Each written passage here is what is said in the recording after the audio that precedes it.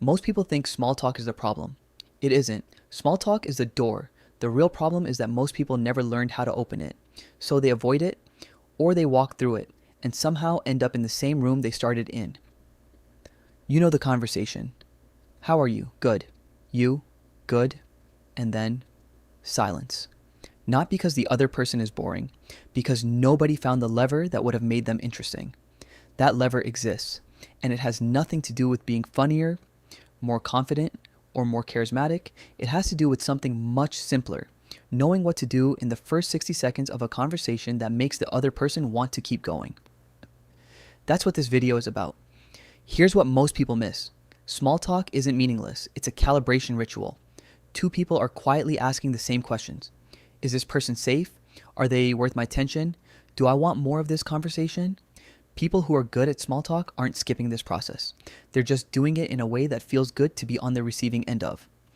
And here's the shift that changes everything. Small talk is not a test you can fail. It's a ritual you can learn. The moment you stop evaluating your own performance and start paying attention to the other person, the whole thing gets easier. Not because you suddenly became better at talking, but because you stopped getting in your own way. Technique 1. Answer the question nobody asked. How are you is not a real question. Everyone knows the expected answer.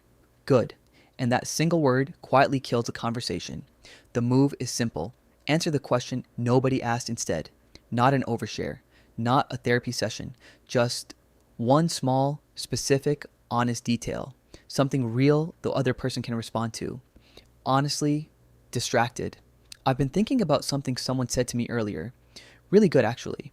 Something worked out this week I wasn't sure would. Tired, but the good kind. Each of these opens a door. Good closes one. And here's the surprising part. You don't need a remarkable answer. You just need a real one. Often the difference between a conversation that goes somewhere and one that doesn't is just this. One person gave the other something real to hold. Researchers at Harvard Business School found something interesting. People who gave specific, genuine answers in the first moments of a conversation were rated as more competent and more likable than people who gave polished but generic responses. Authenticity reads as intelligence. Vagueness reads as absence. Technique 2. Trade specifics, not categories. The most common small talk failure isn't silence. It's category exchange.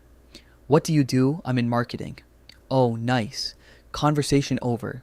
Because categories aren't interesting. Specifics are. Instead of asking, what do you do? Try asking, what's actually taking up most of your time right now? Suddenly they tell you about a project keeping them up at night, a decision they can't make, something real, same person, completely different conversation, because you went one layer deeper. Specific questions create specific answers, and specific answers create real conversations. Technique 3, find the energy, not the topic. Two people can talk about the weather and still feel connected. Two people can talk about philosophy and feel nothing. The difference is energy. What you're looking for is the moment when the other person's energy changes. Their answer gets longer. They lean in. Something lights up. That moment is the thread. Pull it. You lit up when you said that. What's the story there? That sounded like it meant something more than just work. People don't feel heard because you ask clever questions. They feel heard because you noticed what they cared about, and you followed it. Technique 4, use the echo question. Almost nobody does this. When someone gives you an answer, repeat one word, back as a question. Just one. I've been really busy lately. Busy how? We just moved to a new place. New place? Where? I work in finance. Finance? What kind? This does 3 things instantly. It shows you listened. It invites them to go deeper, and it lets them guide the direction of the conversation. People will talk for a very long time to someone who knows how to follow. Technique 5. Share something slightly vulnerable first. Vulnerability is contagious, not deep vulnerability, just the everyday kind. I'm terrible with names. I'm probably going to ask yours again in 5 minutes. I don't know anyone here either. I was just looking for a place to stand. I actually have no idea what I'm doing at events like this. Moments like these change the energy. Because suddenly the other person isn't talking to a performance. They're talking to a real person. And the moment that happens, people relax. Technique 6. The pivot question. This is what moves a conversation from small talk to real talk. And it works because it doesn't feel like a pivot. It feels like curiosity. You said you've lived here 3 years. Do you actually like it here, or is it just where things landed?